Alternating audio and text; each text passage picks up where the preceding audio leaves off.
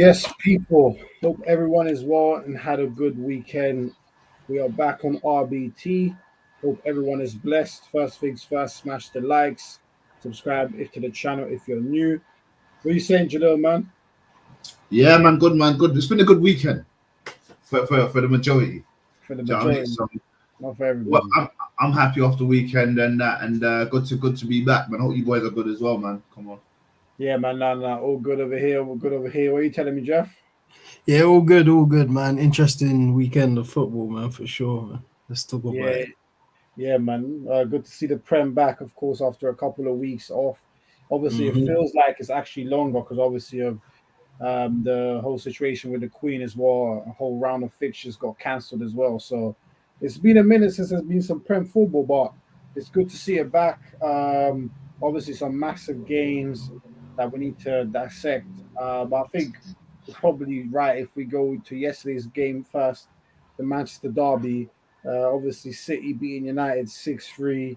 I think we all watched it. We could all say it was kind of an annihilation, if we're being honest. 4-0 up at half time.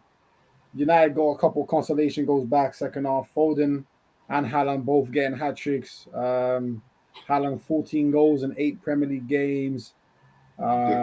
Just like the title says, he's moving like the Terminator right now. Everyone is shook of him. Um, but yeah, man, Jalil, like Haaland hat trick, Foden hat trick, Grealish was brilliant. Um, Gundogan, Bernardo Silva, De Bruyne just oozing class in midfield. Cancelo, fantastic at left back and right back. Akanji, who they signed from Dortmund, who there were some questions about him defensively, that's coming in looking stellar. Like they had their fourth and fifth choice right back yesterday, and you couldn't really tell. I'm not going to kill them for conceding a couple of late consolation goals when nobody cares. Like in the main, when the game was tight, the defense was looking good. So yeah, man, like talk to me. Like, where do you want to start on with City? Let's start from the back to front, like back to bottom to the top in terms of the defenders first, and it was quality to see. It was good to see, and I said this about Akanji. I said it first. I was like, oh man, he made a big signing, and I've obviously got the backlash of like he's not going to be a starter and stuff. I understand they were going through a lot of stuff, but the guy looks like a beast, man. He looks like he's my kind of defender. He knows how to play football. He's not scared to get a tackle in. He's always there, isn't it? He's always there, and his partner. Why don't you skip me, man? What's his partner? Ake. Yes, Ake as well. Ake looks the part as well, man. I mean, yeah, I'm not going to criticize him for conceding a few late goals. That tends to happen in football, man. Especially if you're 6 up, I'm not really going to criticize the back because normally if you concede 3 and you don't score anything, then everyone looks at the defenders. But when you score 6 and concede 3, everyone just looks at the striker, so they don't really remember you. And that's a negative and a positive in its own right, if that makes sense. Cancelo, Walker, oh man, my kind of fullbacks there. And Gundogan's unsung hero, bro. I think he makes everything tick. He's just like special, man. We always talk about it. We always go back when Kevin De Bruyne was injured, right? And then was like, oh, he's gonna fill in them. He's gonna fill into that space. And he come alive when Fernandinho was playing more CDM, and he was there. Like he just looked like the part, man. He just looked like they missed De Bruyne. If I'm not mistaken, I think De Bruyne missed a lot of games that season. And Gundogan come in and help them, and they won a title. So look, man, wherever you look, this is the kind of headache here Pep gets, and he loves. Do you know what I'm saying? Griezmann, a year ago, everyone was like, 100 mil for Griezmann. You fucking all right. Do you know what I mean? And now look at the kid, bro. He's doing like his footwork's too much. And there's a reason why he was the most fouled at one point. Do you get what I'm saying? He's a very intelligent player. I thought he could have got a goal or two. You know, but he's very unfortunate. But the person that did get a goal or two, or should I say 3, was Foden, and the wonder kid there, man. He's amazing, man. He's got to work. Him and Haaland. Scary. That's scary settings. When they come to him, that's scary. I'm worried, man. Because those two, they're intuition to each other. How's Haaland getting a couple of assists to my man? No way going to be like they do week out. Because they do it in training week in, week out. Do you know what I mean? Like Haaland doesn't just score goals, bro. Do you know what I mean? And Kevin De Bruyne's goal, I think Varane could have stretched a bit more for it, or you should have let it come over. But Haaland just said, nah, I'm stretching, I'm getting this. Do you know what I'm saying? All what KDB gave to him. So, look, they do this in training all the time. They probably give stupid balls in training, which you thought, we're going to pull this off in 11 aside, and it comes off. Do you know what I mean? Like, all in all for City, man, I mean, I can't fault no one, man. Even the goals, man. Come on, man. Can't really. We've got to give it to Anthony as well. That goal to open up the score for them. I mean, I didn't expect it. I didn't think he would get it. I don't think anyone expected it like that. It was a fantastic goal. I can't even lie. Oh man, amazing! At least he can take something away from that, and he's in half decent form. For honest, I mean, you're only as bad when it comes to United. You're only as bad as your worst player. And I had a feeling Maguire was on that pitch yesterday. We didn't see him because he was at home with his leg up. I said he was still there. He was actually in the stands. Oh, was he in the stands? Okay. But he's injured. Well, what do you think is running through his head? Because normally, obviously, he must get 1,000 tweets off United fans saying how shit he is after a game and that. And he's watching them. He's thinking they're not going to chat shit to me. But apparently, he's still got tweets about how shit he was. Well, he still would. That's never going to stop. It's not going to stop. It's not. John Jeff, he didn't play. Yeah, that's how it goes, man. He didn't play. That's how it goes. That's the social media world, man. That's social media, man. It don't matter. You play or not play, it don't matter. But that's over. That's him for life now. Yeah, I think you hit the nail on the head. They're like running through the team. I think, City were crazy yesterday. I thought they were brilliant. From minute one, they looked like they wanted to kind of shut up a few United fans. People maybe that have been talking, maybe going a bit carried away with a run of 4 wins in a row. It's always good whenever you win 4 in a row, but you always have to apply context. They did beat a Leicester team who's bottom of the table. It's a team who are really not much better. Who are probably 17th or something. Scrape past both of them, and then they beat Arsenal when Arsenal were probably overall the better side, even though you give them credit. And then they beat Liverpool. That was a good win. You have to give them credit for that. But again, Liverpool, we can see that most teams are giving them trouble. Let's be honest. Brighton should have won at the weekend against them as well. You know, at Anfield. So, but like Jeff, I just think with City, it's mad. Like even Jalil was talking about it there. Like, could Varane have done something for that third goal and second? But I just think the quality of the cross was just so good that it's those ones that gives you a half second thinking of, I can get it. You can't. And Haaland, because he's so tall and athletic, you realize with him, like when he scored that first goal and the second one, you realize with him, he really, really does not need to be involved at all. But these chances that he's getting, he's making them look so easy that people think these are easy chances. Yeah. They're not easy. The header was a great header. The second one, okay, once you stretch and you can stretch, fine. Even the third goal, half volley, clinical, no messing about. And like Jalil said, if he starts getting those assists in his locker, like with the all-round play in his feet, I mean, this guy, like, it's a problem, man. People are saying it's now Project Haaland for getting Mbappe. I said that too. You said that too. Don't get me wrong. Haaland was exceptional, man. Like, just really was. I still think the third goal is Varane's fault. The ball is an amazing ball, but as a defender, you're meant to defend side on, and with your peripheral, you close your whole body off. I'll give him kind of some slack because he went off and he was injured. Like maybe it's the ankle, I don't know, but like still, like even for the sake of your ankle, you would have stayed side on so you could just easily clear it. Like that's what you expect from the best defender. So as good as the cross is, I still think that's a mistake. That's a good point, to be fair. That is a good point. Yeah. But the finish was, you made it look easy, which it wasn't really easy. Like the cross was good, but he had some zip on it. Like he had to get there, and he got there easily. And all of his goals, we had 3 goals, 2 assists. Like Haaland was flawless. Like even the pass, like that's some Shearer stuff. That's what Shearer used to do. Like Shearer will peel wide and give a cross like he would like. And that's exactly what Haaland did. Like and just peeled off, and that ball was stupid. Like it finally looks like City's midfielders and creative players and Haaland now understand each other. It didn't look like that for a lot of this season. It just like when they're world class or they're class, so when it clicks, it clicks. But now it looks like, all right, they understand each other. Like, even just to peel off, that's KD knows KDB can find him. He peels off, KDB delivers it. When you think back to that acrobatic one he did, Cancelo made that outrageous outside of the football. He peels off and scores. So it looks like, man, he'll probably, like, if he stays fit, can't really bet against him breaking that record. To be honest, that's 14-8. And we're not even close to December yet. It's like he knows there's a World Cup coming and he wants to get to his like midway mark now. Like, it's mad. Like 14 goals and it's not making sense. And City would, what's going on, my guy? We go Rash, man. Yo, my guys, carry on. Well, yeah, sorry, Jeff. And then so Haaland flawless, Foden amazing. I think he's got his spot for this season. You know, City are weird with their wingers. Like, Mahrez had a great season last 2 years, and he's benched. He can't even really get too much feature time.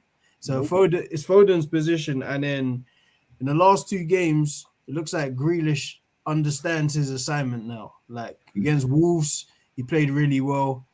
And he's even unhappy to come off. Like, that's when you know you're enjoying your football. Like, you know, you're doing the kid one where you're looking around. I hope you don't see me. Like, I'm playing good. And avoid eye contact. You see it?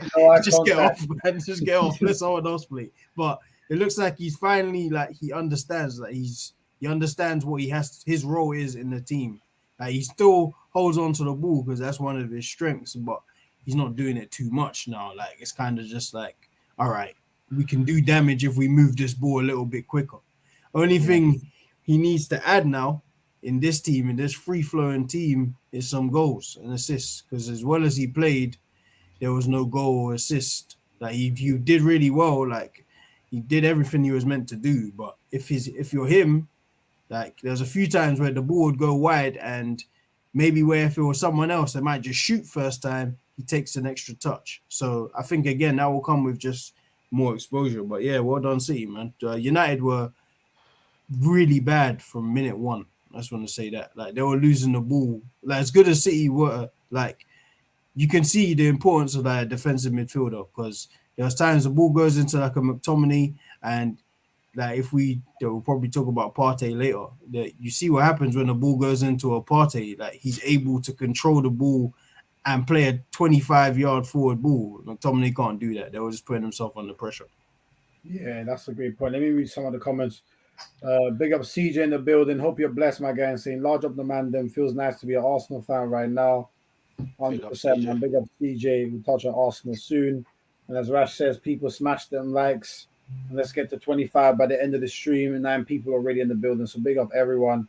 And Rash, man, as Jeff was kind of highlighting there, like, looks like Foden secured his spot. I think now he should probably just stick to playing on the right, because on the left he wasn't looking good for me on the left, but on the right you can see that it opens up his game a lot more. Grealish, I thought, was brilliant yesterday, up there close to man of the match. Just couldn't get that last goal or assist, but in terms of the build-up play and the intent when he was running with the ball, he was a menace. But they just had so many good performers yesterday. So, I just want to your biggest takeaway from a City perspective before obviously we touch on Man United, which Jeff did speak about there at the end, and the fact that they were horrible as well. We have to be honest. Yeah. Calling a spade. Identify doo-doo when you see it. That's exactly what they were. But we'll move on to that swiftly. The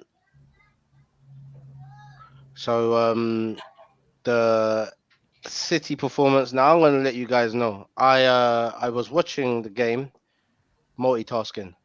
I was also watching my niece play her football match, but at the same time, I was running the line as well as linesman. Yeah? Jesus Christ! Every call on point. You know what I'm trying to say? Didn't miss a thing. How did you all Didn't miss nothing. Right. Didn't miss nothing. Didn't make no wrong calls or nothing. I was so on point. Bless them. But so for what I did see from City was I didn't expect the level of dominance that they had. and the superiority. And it's not because I don't think that City are a better squad than Manchester United, because I think we all will agree that it was. It's just that United turn up. They turn up against City. They turn up against big sides. And a derby is competitive normally. Yeah. So I was expecting it to be quite tight, but I thought City was going to get the win. But it was just from what I saw, the level of dominance that City had from day dot, how poor Man United were actually on the ball, how their defense was unable to control City's attacks. I mean, they were pinned back from the get go. Haaland, I thought he was like, that guy is just a menace, straight Terminator. Like, whoever's got goal scoring records in the UK so far, forget about He it. said in the Yeah. UK. In the UK, forget about it. Yeah, just forget about it. Yeah, like he's that's looking to getting smash smoked. Prem everything. records and all sorts getting smoked. Yeah. But as you was talking about Foden finding his position and actually being a starter, should we say? I was worried about City at the beginning of the season, because to me it seemed like Foden and Haaland, even though it was new, I thought they should have clipped better. I thought Foden was shooting more than he should have been. Should have been playing into Haaland. I think Haaland was missing the run sometimes of Foden, so I was worried about their connectivity. But what they have shown is that practice makes improvements, and boy have they improved.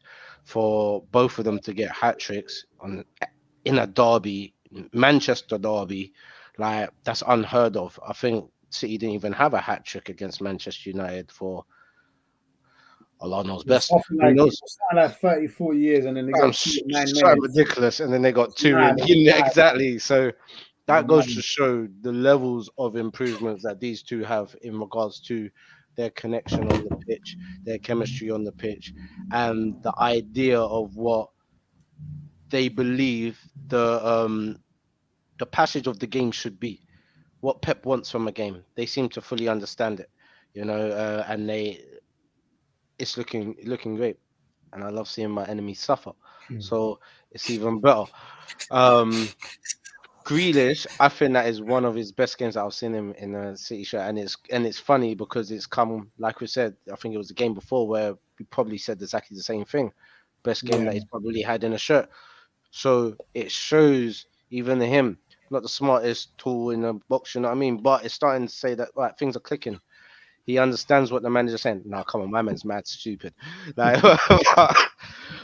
shout out to Grealish. Shout I out don't mind Grealish. stupid dons. I got a lot of stupid people around me, man. They're all right, man. They learn a lot. So, what I'm trying to say is, Jeff, man, loud. What I'm saying is this: that he looks like he knows his role and he's playing it better. He isn't holding on to the ball as much. I mean, I saw a couple first time touches and passes, one touch, them passing. That has obviously been something that's had to be drilled into his head because it's against his natural nature of football, the way that he plays. But as you see, it's working. That one touch football, that two touch passing and moving and so forth like that, pulling the defense wide, stretching the defenses as well, so he can run into the gaps and just filling in, providing those chances, creating those chances like what we used to see for Villa. You now see him doing for City, and he's actually quite pivotal to most of the attacking play against United. He was there. And so that's good because I kind of, me, along with a lot of people, were probably one of the ones that were saying, all right, Grealish is just another overhyped UK guy. He is good. He's a great talent, but he's not as good as we thought he was. One, because he was at a Villa, and two, because of British media hype. But boy's talented. He bossed that whole game. And I think that was a really good game for him. Man United couldn't handle Man City's win backs as well. It was scary to watch at times for them boys there. Do you know what I'm trying to say? But City are, to me, City are the number one contenders for this title. And they put on a title contending performance, and Man United just couldn't handle them. Yeah, I agree. I think that is probably the biggest takeaway, that they put a performance of like almost semi-champions forward to say, look, we are the best team in the league. We've got gears that we can do, that we can reach, that probably other teams that are in this league right now just simply can't get close to right now. But we do also have to be honest, and I'm saying, like, we'll do player ratings in a sec, but we do also have to be honest and say that United were bad, very bad. And let me read out some of the comments before the point I wanted to raise is Big up CJ saying, all those United fans trying to talk of the derby being bigger than North London derby, they think they need to tell their players that because they didn't care. Big up TJ Mack in the building. Big up my guy saying, big up RBT family. Keep up the hard work. Love my G. Definitely need to get you on soon. Big up Tom. Hope you're good, my bro. Saying, how bad is the standard of refereeing in Premier League? Zero consistency. Never a red for Emerson. Stupid ass tackle. Just never a red though. Yellow and a foul. Oh, can't wait to get into that one. Yeah, we'll get into that one because that's an interesting one. Because I know where Tom's coming from. Because you almost want to give him a red for the stupidity of the tackle and where it was.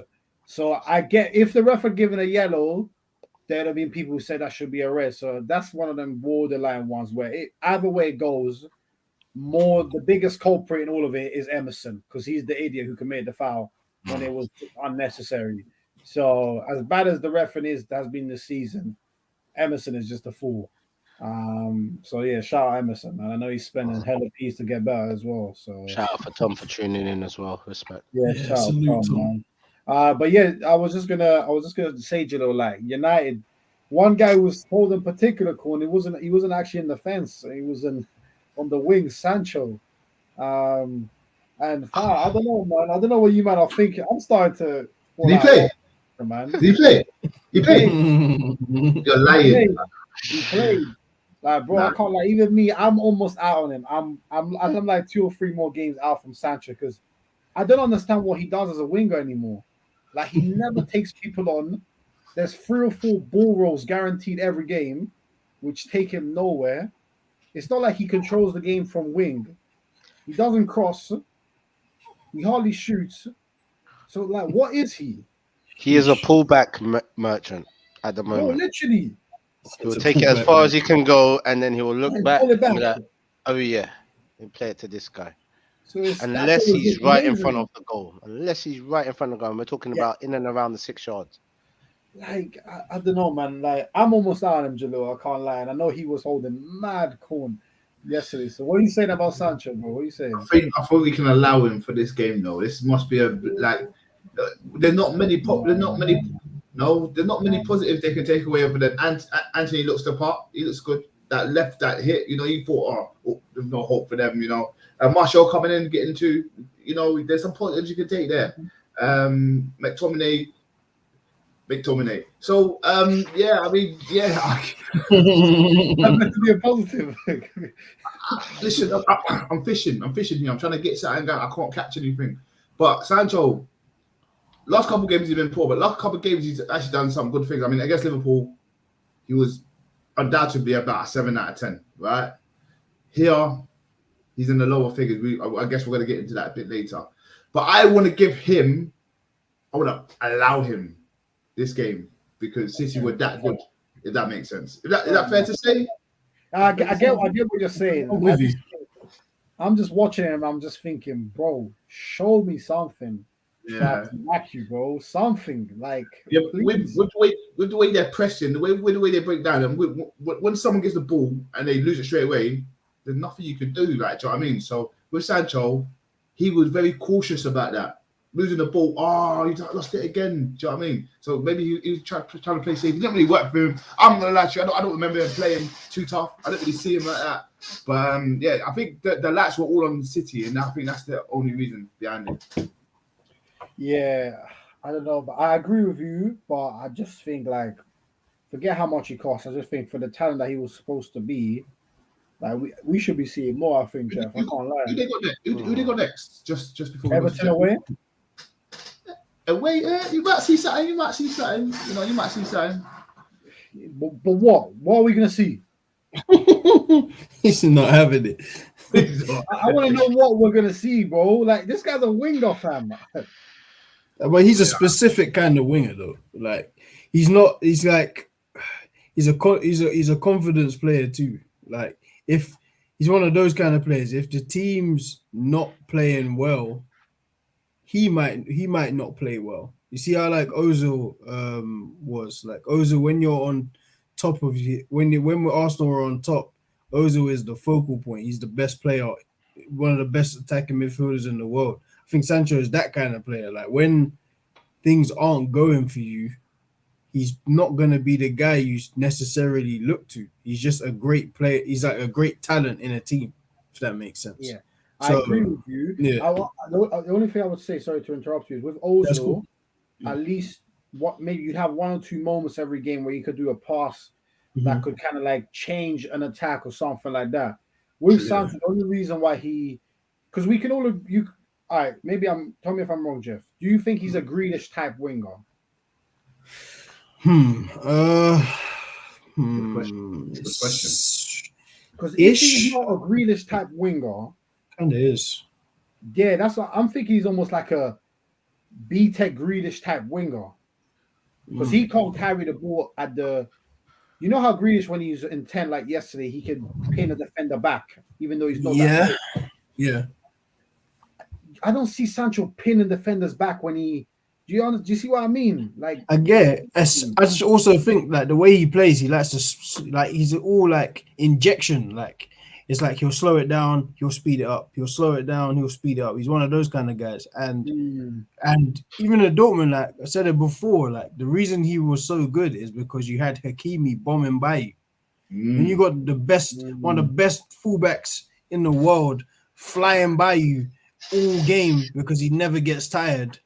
Then you can kind of play the game you want to play. Like you've had Shaw for a year, and Malacia is good, but especially in yesterday's game, you're not even going to get a chance to bomb forward. You're stuck. Malacia got kind of cooked yesterday. Still. Yeah, like he got taken off, and he had a yellow. Both fullbacks had a yellow card in 45 minutes. Like they were having a hard game. So like if you have no like decoy run, like we'll speak about the importance of decoy runs, I guess, to Arsenal too, but like what Ben White did, like that's important.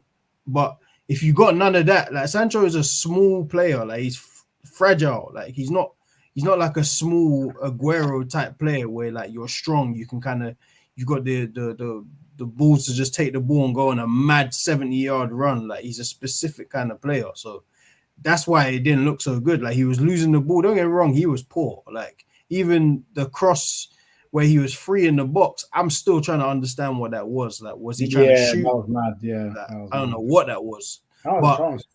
That was a good chance because, like, if anything, like his technique, his control, that's what he's good at. Like, he could have brought that down and did what he wanted with that. It's just a bad game. But I think he needs to get better in these kind of games, like where it's not going your way. But I also think he's still going to be a valuable part for Man United. You can tell he doesn't really finish games anymore, though. So if anyone's noticed, like even when he's playing well, he plays 70 minutes, 65 minutes, and he's off. Yeah, which he needs to improve his like influence, I guess. Yeah. I just think I don't know. Maybe Rash. Maybe it's a thing of with Sancho that because CJ here said Sancho's got no pace and power, so he's useless unless he's in the box. This ain't Germany. Got to work for the space to do stuff. Man said we might see sign against Everton. The bar is low. Like maybe I don't know. Maybe I'm being harsh on Sancho. I just think I'm getting close to the point where maybe the bar that I had set in my head for what he could reach needs to calm down a couple of levels. Maybe he's just a good player. No, desperately. It could be that. And there's nothing wrong with it. It's just coming to terms with it when you expect something from. What do you think about that, Ash? Yeah. Sorry, connection's a bit bad. Yeah, look, I think I said it a couple of weeks ago, or maybe even last week, or I think it probably was a couple of weeks ago because he hadn't. But I was saying that maybe we have to come to terms with that. He is just a good player, and Germany, his experience in Germany enhanced his look, his performance, the perceptions that everyone had of him because of the amount of goals, chances, and skill set that he had over there. We've seen him and we kind of put him up to an elite status where we were saying, hey, we think he's possibly world class. He's the next guy. He's this, he's that. And we've seen a few people go and do it big in other countries from this. But when it comes to the Prem, it's just a total different ball game. And knowing that he was one of, I think, Man City's originals anyway, wasn't he? Sancho. Couldn't burst into the team at that point. he was very young anyway, but he went away to try and improve those credentials, and he did. But at the same time, we can't excuse the fact that Man United are a poor team right now, and the effects that that can have on people. I mean, stuff is contagious. Personalities are contagious. Poor form is infectious. Uh, Concentration level also, that is something that is infectious as well. If the rest of your team have a very low concentration level or small attentive ear, don't pay attention to detail. I mean, you're dealing with a manager who can't really speak the best of English, who clearly has an ego issue, wants things his way or no way as well. And you're a young man. You're a young man. You might as well say you're a child, because when I was their age, I was still a child. I was a child, even though I was married with children and all that stuff. But yeah, that age, mentally, you're a child, isn't it? And I just don't think that the group that Sancho is around is the best group that he should have gone to from having a great career in Germany. Coming back to the Prem, he's come back to a rubbish group. Their mentality is rubbish. Their accountability is rubbish. Their performances are rubbish. They're not. There's no chemistry between the team, between the players when they are up against a team that's gonna give it to them. Yeah, when they haven't started off strong from the blocks, and they start off on the back foot, and they have to hold a little bit of pressure at first. I mean, the only team that I saw them kind of turn that around was Arsenal, but they were also knocking on Arsenal's door as well at the beginning, you know. So I think there's a big problem with mentality over there. I think that do you remember when Arsenal, when they would play good football and then they'll concede a goal, and then you can just see everyone's The like, body "Oh language, no, oh not no, it's again. going to happen again. Oh, we're Yeah. going to lose again. Oh, how are we going to get a victory? Oh gosh, God." You could see that all of those things in the face of the players, and I'm seeing similar vibes at Manchester United from some of the players. They're looking around, they're shrugging their shoulders, they're looking for someone to blame, you know. But when Ronaldo's on the pitch, if they can see the goal, he's clapping. Okay, boys, let's get this back up and running. Let's do this, because he knows how important mentality is in these type of games. When you feel like you're up against it and you're not going to get the result, you need something that's going to push you and make you grind out for 90 minutes, 95 minutes to make sure that you grind out that result. Unfortunately, they don't have that on the pitch. And to see a kid like Sancho on the pitch in that group, thinking that he's going to improve mentally or even in his ability, it's just not going to happen. Yeah, he's probably checked out from last season already and said, you know what, this just ain't it. I'll wait for these men to sell me. Someone else is going to want me. Do you know what I mean? If they don't get their stuff to give up. Do you know what I mean? Jay. Yeah. Yeah. I've got a question for just to spice it up a bit. If you were Sancho and you had the opportunity before you went to United, what team would you have gone to? Two teams. Just give me two teams roughly in the Prem. Oh no, fuck it. All over the gap. I think the way he plays, it looks like he can only play for very few specific teams. City might be one. Yeah, he's got a very particular playing style. Like Jeff said, it's very stop, start, kind of dictate, drive the ball slowly near the box, do 1-2s in and around it. So outside of Bundesliga, where you get best space, like it's not easy. The fact that I think we all knew he wasn't quick, but seeing him in the Prem, anytime he's in any kind of athletic duel with someone speed wise, it feels like he's going to lose every single one. That's like, not just his speed. That's he gives up. Like, and I think it's the strength thing because he doesn't really like. If you notice, like, if you remember, like, what goal did he have where he was like 1-on-1? Is it like Chelsea? And he was completely free. Like, he's not slow. Like, he can move. It's just like when it comes to physical combat and it's a race. Like, if you're against a walker, they just put a St. Maximin in there. Like, St. Maximin's he's gonna fight back. Like, while he's running, he's gonna grab you, he's gonna bump you. Because that's kind of what you gotta do in the Prem. Sancho just kind of is just cool to just let you get it and then maybe try and get it on the seconds. Yeah. So if I had to answer your question, Joe, I'll probably say City or maybe Bayern, maybe. Bayern. I didn't even know Bayern. Like maybe, yeah. Those would be my two teams. Rash, Jeff. Um, it's hard because of like we've identified his actual style of play. You need somewhere where one, he doesn't have to worry about what's going on behind him.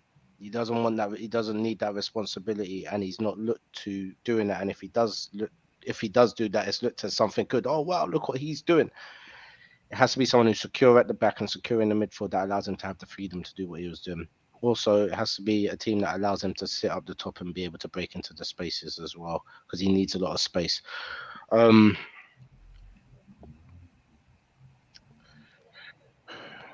man, it's hard. It is hard. I mean, outside of England, I mean, obviously there's the normal like the Munichs and these things that you can see because it's a similar league, you know. Probably could see him in some of the Italian teams as well. I Because, was just thinking that Serie A yeah, maybe. when they play with their high lines, and you know what I'm trying to say, can see that happening. And even some places in Spain. But for England is totally different, and it's even hard to even pinpoint now because the type of season that we've seen this season is a different type of season that we've seen in years. I haven't seen a more competitive Premier League than this season, like for years. Like, who knows who's gonna win? We just know everyone can lose. Do you know what I'm trying to say? Yeah. Everyone can lose. Yeah, with the way that it started. So I'm not too sure, but I wouldn't have. I don't think Man United. I don't think he should have gone to Man United. I think he should have either made a return to City or even Tottenham. I was thinking that. Tottenham, bad shout, innit? Yeah. And the only reason why I said it is because they're just really okay with leaving Son and Kane up there. They're just really okay with that. That's what I was thinking. I can't lie to you, bro. And then even the question, it suggests that he had a choice. No, he didn't have a choice. I don't think did he have a choice? That's what I'm saying. Like when you say like what team should he have gone to, that means he should have a choice of where he goes. Like the year before, he would have had a choice because his value was high in that pandemic season. The next season, he had a bad start because obviously it was all those links, and it took him a while to get into it, and then he started to play well. So by that point, it was only Chelsea and United who were really interested. If you say who does his style fit best, then it may be like I'll say Barcelona is one. Maybe Barcelona. I don't even know if it works necessarily at City. Yeah, it's a weird one with him, man. Like I think we're gonna have to monitor it because it's just obviously he's not in a great situation now. Yeah, United ain't a bad place to be. Like it's still time for him to grow. The Ten Hag is still Building. 8 games in. Like it's still gonna take some time. So I don't think we should give up on him yet by any means. Yeah, no, definitely. Let me run through the comments. That we'll do some very quick player ratings and we'll move on to the Arsenal game. Big up Falak. Obviously, hello gentlemen, I've arrived. Big up George, hello Jeff and Rash. Big up Falak. Absolute shambles. My unborn niece could have scored a goal. They were hopeless. They stopped running. Can't even remember who it was because it was literally a lot of them and they all stopped running. For real. Big up Katie in the building. Say no, let me not lie. You lot might cook Liverpool. Chill. We'll talk about Arsenal in a sec. Big up Duncan in the building. Hope you're good, bro. Saying United lost to the far superior team. See, you're the best team in the Prem by a country mile. We might as well give them the Prem right now. We should probably give them the Prem right now. But we'll speak about that. But yeah, let's do some very quick player ratings. Edison, I don't even remember him doing much, to be honest. I'll probably give him a 6. Yeah, he had nothing to do. Yeah. Just practicing his passing. Yeah, literally. It was mad. He was actually, that's what he did. Kyle Walker Jalil didn't play the full game. 6. 6. Walker. Above average, man. Above average. Jeff Akanji. Say 6. It was normal. It's all right. Okay. Rash, Ake. Look, I'll be honest with you. First of all, shout out to Falak and Duncan Kabito. Thanks for tuning in. But look, I didn't watch the game properly. I can't say that I No will be able worries. to judge the players. So yeah, I feel that. That's fine. let's No make it worries. fair. We'll run through it. We'll just run through it then. Yeah. So I'll do Ake. I would have given Ake maybe. I thought Akanji could have got a 7, so I'll give Ake a 7 as well. Okay, can bump it up then. You can say 7 for like Kanji too. The reason why I didn't go. The reason why I agreed with Jeff with a 6 is because they conceded 3, so they kind of slipped. Yeah. Three Maybe goals, bro, I you mean, still have to penalize that. You're right. Yeah. 6 is fair. Cancelo. yeah, he's got to hold that as well, man. He Did he get assist? Nah. Nah, but yeah, I'd see him. It would be different because his role is different. He's not a centre back. So much attacking. Yeah, 7. Let's I don't know you guys want to put up to 8. Nah, 7's fair. I think 7's fair. Cool. Gundogan, Jeff.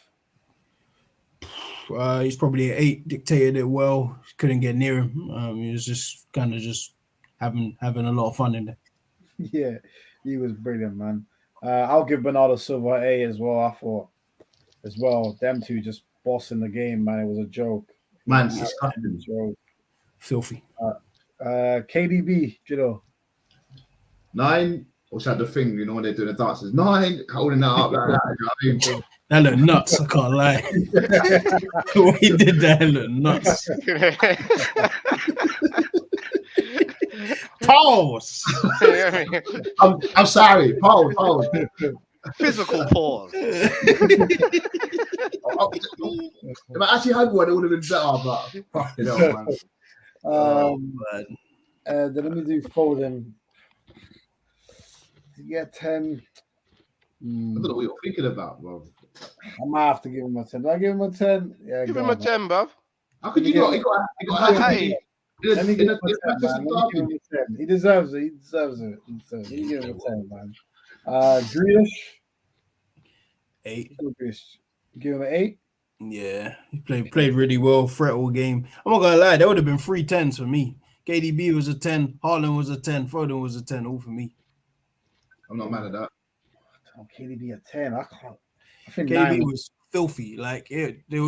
Even when they got close to him, he would just decide to play one touch. Remember when you see Ferdinand say we couldn't get near Messi because 1 minute he does one touch, then next minute he'll dribble past you.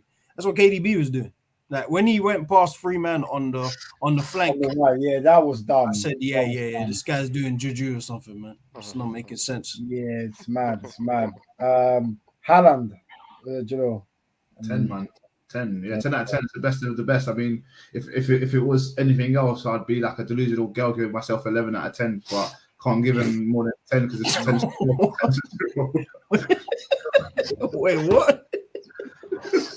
You know what? Don't even repeat yourself. I'm glad I didn't hear all of that. That sounded weird. Hella weird. That came from nowhere. That just caught me off guard. That to make sense of what he said. Just hear that correct. I'm not trying. Wow. Yo, that's for another show, bro. That's for. I said 11 out of 10, but I can't give him 11 out of 10. It's a 10. All right, so we're gonna ignore the bit that you missed out there conveniently, but that's funny, don't worry, we got it. So what you say, Jano? Is Haaland best striker in the world? What are you saying? I can't say that yet, man, because Falak's onto me still. I just saw a comment. Was that another deep pause moment?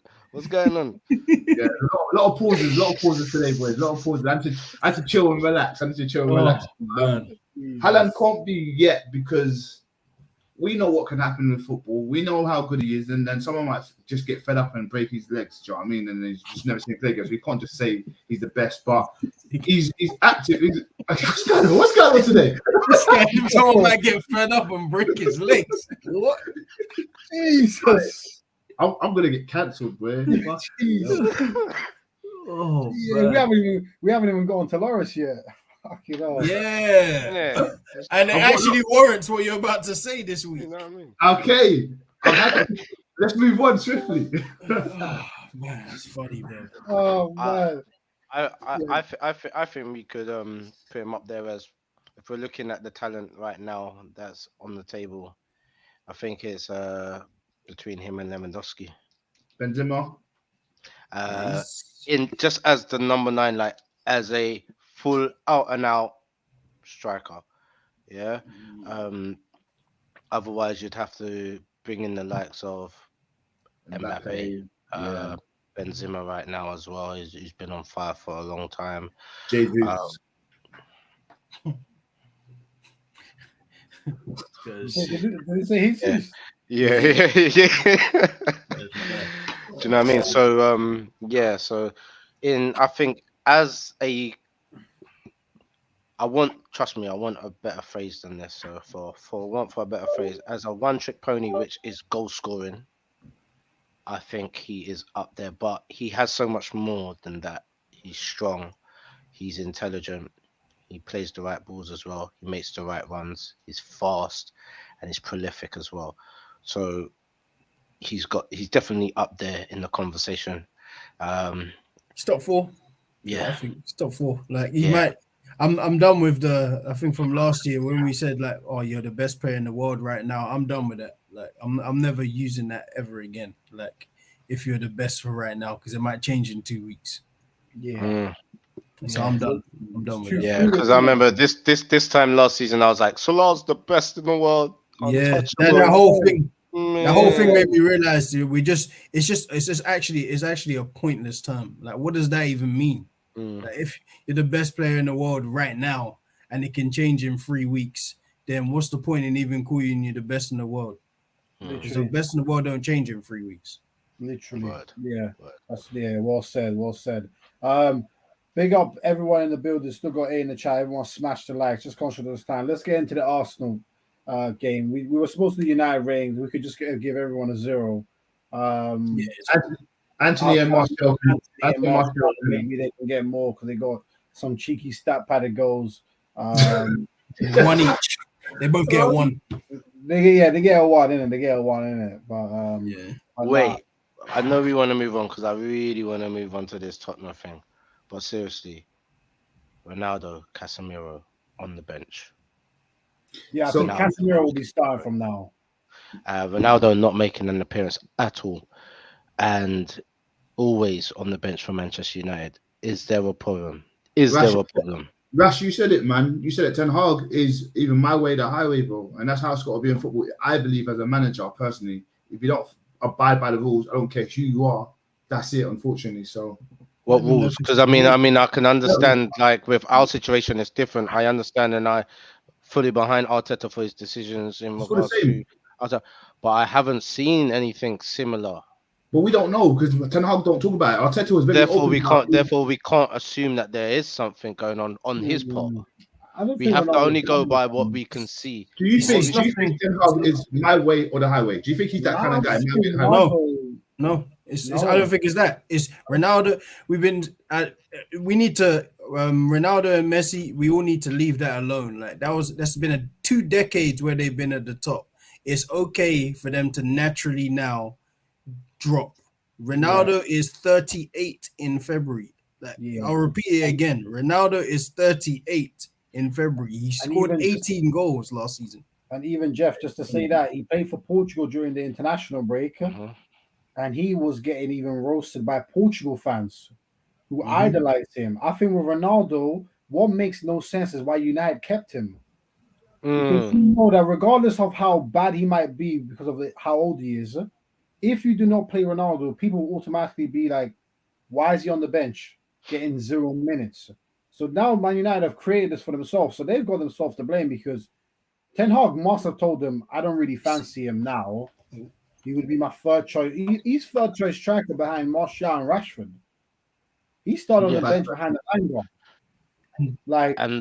But that's how it should be. But that's why I agree with. I think what Keane was saying as well about if you knew Ronaldo, the brand, the business is going to be riding the bench the whole season, let the boy leave. Yeah, he wanted to leave. Like it just never materialized. It's not even United's fault. Like I think it is. I think it is. I think I heard that there were offers for him, but it was Ten Hag overall decision that said no.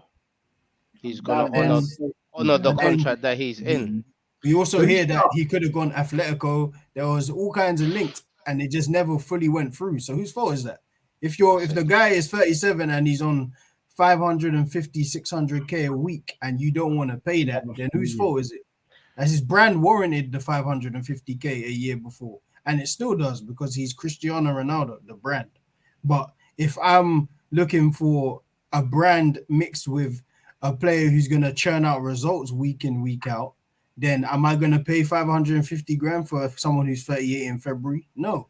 But So it's no one's fault. I also heard that Napoli were willing to answer those terms as well. How? But they're broke. They can't even pay that. Oh. I did hear that Napoli did seem to be the closest team that could do it, but I think United wanted a transfer fee, and I think they should just let him go for free. Like Get if more you He don't starts. want He starts in Europa, no? Doesn't he start? yeah, he starts in Europa, but It's his domain now. well, he- Honestly. But yeah, so does Lokonga, do you know what I mean? yeah. Right. I just don't think there's nothing wrong with a 37-year-old being a Yeah, third done. choice striker. No, there isn't, Jeff, and that is in the normal cases when we're talking This about ain't it's normal 37 mere people, do you know what I'm trying to say? But we're talking about Cristiano Ronaldo here, and that's the Bro. only difference. I know, but look, his presence warrants a certain level of play as well. Him being on the pitch, the players they try hard when he's on the pitch as well. Fernandez too hard. He ends up being totally crap when Ronaldo's on the pitch because he's just doing more than what he knows he can actually do. But he just brings a sort of element of flair when he's on the pitch, or at least a certain element of effort from the rest of his teammates. Plus, you just got to be thinking, look, I mean, I didn't ever think I would see the day when Ronaldo is on the bench, but not just on the bench. You got so many players who haven't even come close to his levels of what he's achieved coming on the pitch before him. You know, it's like he might as well have not even been there. That's the thing for me. It's like, okay, I'm just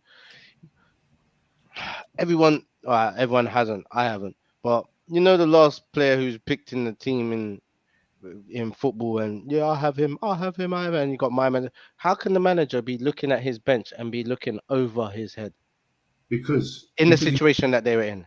Messi's gonna. It's gonna say what happens to Messi when it happens. Like everyone's gonna go. Once you hit 30, he's 37. He's just old, bro. Like he can't do what he used to do. We need to stop being married to So- like there are legends. Don't get me wrong; they're two of the best that Yeah. ever played. But Alright, we need to so stop being married to it. We do. What they could have done is in the Let him summer go was for say, do free. you know what?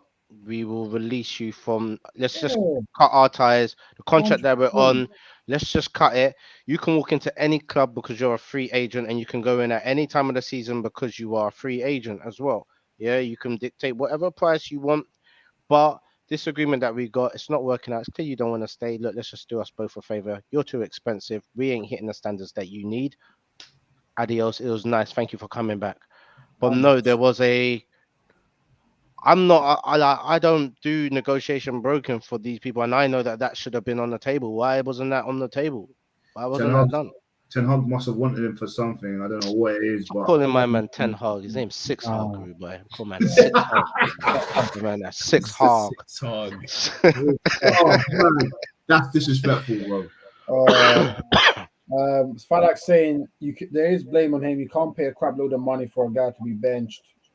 Fairs Ronaldo is old, but why is Casemiro on the bench? Again, I don't think Casemiro will be on the bench moving forward. It's not You're fair. playing it.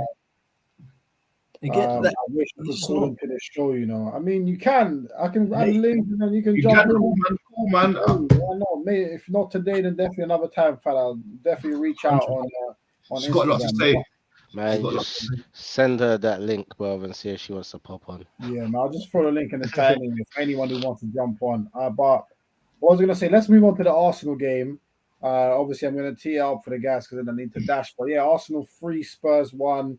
Very good performance by Arsenal. I think clearly deserved to win the match. I think great goal by Partey. Fantastic goal. Obviously, Spurs then pulled it back from a stupid penalty that Arsenal gave away. But then Arsenal got back on top. Jesus got a goal after Loris. And then Romero just going a bad mix-up. He tapped it in. And then obviously Xhaka finished off a nice move with a fantastic finish. And yeah, I think all round, just to tee up for Jalil, like, yeah, I just think Arsenal were really good. I said it to you yesterday, Jalil, I bought on Sunday. Ben White at right back is growing on me every game. He was brilliant again at right back. I thought Zinchenko was good. Didn't need to be spectacular yesterday, just good. Partey in the middle, you can see the difference he makes. Somebody said, I think the other time, like there's few players that are able to play the lone six, where they can be a lone six by themselves and kind of still give that freedom to the other two guys to bomb forward. And he is one of them, and that's what he gave to us on Saturday. Xhaka was brilliant again. Odegaard I thought was a bit quiet, but kept it tidy. Saka, I thought was actually very good at carrying the ball into the box and pinning Tottenham back. Martinelli, the guy is, it's like he takes drugs before games. I know he doesn't, but you'd think he was on crack or something. You're about to get in drug tested. Chill. Yeah, no, it's like he never stops. And obviously, Jesus was great as well. But obviously, the one I wanted to shout out the most for me was Saliba. What a player, man. Like, Saliba he's the truth. Saliba is the truth. And boy, if Arsenal don't get him a new contract, which I saw something today, apparently he came out and said contract talks have started. Yeah, that guy, Saliba, he's the real deal, man. I can't lie. Like, he is the truth, bro. Like, Saliba is the man. Saliba's the man. And obviously, to tee up for you, Jalil, you were the guy who, again, late 2020, you said 3 to 5 years, and you were ridiculed. Early 2020. Early. Oh, yeah, early 2020. You were ridiculed. You were going viral on Insta, on TikTok. People are saying, "What the fuck? What the S is this guy saying? Who's this prick? Who's this big prick for nothing?" I've still got them in the DMs. I showed you, mate. I still got them. Before they didn't want me, now they want me. Hey, so yeah, Jalil, I'm gonna give it TL for you there, and I'm gonna tune in as I leave now. But yeah, big up all you, man, and everyone tuning in. Smash the likes and subscribe to RBT, and we'll chat, man. We'll chat on WhatsApp, innit? Yeah, man. Have a good one. In a bit. Yeah, man. Yeah, I mean, I don't want to talk about that at the moment, because if I gas it up, I'll gas myself up too much, and I don't want to do that. Let's speak about the boys, man, because I was watching. I just want to echo everything that John said. I totally agree with in terms of how everyone plays. But that Saliba deal's got to get done. But I'll tell you this: I remember when Partey took that shot. I don't know, but if you zoom in to Rose Z up there in the clock tower section, everybody ducked. Everybody ducked. No one expected it to be a goal, and I've got to say, well taken, great goal, very smart play from Xhaka and White on the right side. Very happy with the boys, man. I'm excited at the moment. I think if you're an Arsenal fan and you're not excited about the whole team as a whole, shit, something's wrong. Because from Ramsdale, who didn't really have much to do, and he did make a great save from, was it Richarlison? When it came up, Kane and Richarlison? Am I right? Yeah, at close range, yep. Yeah, and he made them saves. There was not much more for him to do, let's be real. I mean, even a penalty, I think we all can agree here. I was talking to the boys at football about it on Sunday. Kane goes corners, bro. Corners, and he scores every single one. Kane has never missed a goal in the North London derby since he started playing them. The fact he went straight down the middle says everything you need to know about him. He was shook. I agree. No, do you know what? I agree. Come on. I can see it. I can see when he was standing at the spot, he was like, I know these guys watch my videos when we're doing the North London videos. You know that? I know they watch my videos. Because last time I remember, I think he got a pen and the keeper went the way that he normally goes. And he went the opposite way. So I know he's thinking, oh, do I do that again? He's going to clock that again. I'm scared. Let's just hit it and hope it down the middle, which he should have done. He should have. I agree with you. I couldn't agree with you anymore, man. I think he just pussied out, got shook. But regardless, a pen's a pen. It's a shit pen. A pen's a pen. But I will say about that pen, it didn't need to happen. It was very rash from Gabriel. But again, I remember Jeff said in the group chat about Xhaka should not have played it like that. So maybe it was Xhaka as well when everyone was being a bit too relaxed. So it was a team effort. Maybe at that point, because if you looked at it, we've had that already, but the boys just popped it out, passed it out, and then got it out. Maybe you're thinking that. But at that situation, I think the best thing to do at that scenario was to just loft it out and then get out of danger. I don't know what you boys think about that. Yeah, go on, Jeff. Yeah, but so I think it's first of all, that the first passage of play for when Son was through was just pretty bad. Partey should have cleared him anyway. Because you kind of wriggled free and then it was kind of like one-on-one. Luckily he messed up the pass. But that whole little 20-second passage just wasn't good. And then when it comes to Xhaka, he should just kicked it out of play because he had enough time. Of course, you can't see what's behind you, but it's kind of like probably had thoughts of we normally get out of this pretty neatly. So if I set it and then Gabriel finds somebody, it's going to work out nice. But didn't get anything on the set. And then from there, you got a decision to make. Like, do you stand the guy up? Would you kind of just dive in? And fortunately, you go against Richarlison. He's a busy player, man. So whilst it's rash and Gabriel is going to hold corn for it, like I gave the majority of the blame to Xhaka. Like, you shouldn't set that. Like, you just shouldn't. It should have gone out. That's fair. You agree with that, Rash? No, not really. I had a alternative view on that, and it's something that I've been worried about for Arsenal for the last few games actually. That when there is a fast counter attack, it's as if the three main players at the back. Let's just say we got Ben White, we got Saliba, and we got Gabriel. Yeah, they get stuck in moving in the same direction. And so when you tell the team to move over to the other side because that's where the play is, so they all move over to the right, and you could see it in that attack as well. When it was coming down the left hand side, they all moved towards the left and left too much of a space for the through ball. Richarlison was literally on his own, when that ball was played through to him in the first place. That can't happen. He was so on his own that I thought he was offside. I was like, it has to be offside. They're going to go back to VAR and the penalty is going to be gone because he was offside. He wasn't. He just had so much space all by himself. Now, there has to be someone dropping in deep. There either has to be someone in from midfield to just identify that and cover that, because that happened in the last game as well. Not to the point where we conceded, but it happened a few times where they had a counter-attack and the player on the far right seemed like he was on his own, and if a ball was threaded through to him, he was going to be on a one-on-one chance with the goalkeeper. That needs to be addressed. I can't be the only one who has seen that.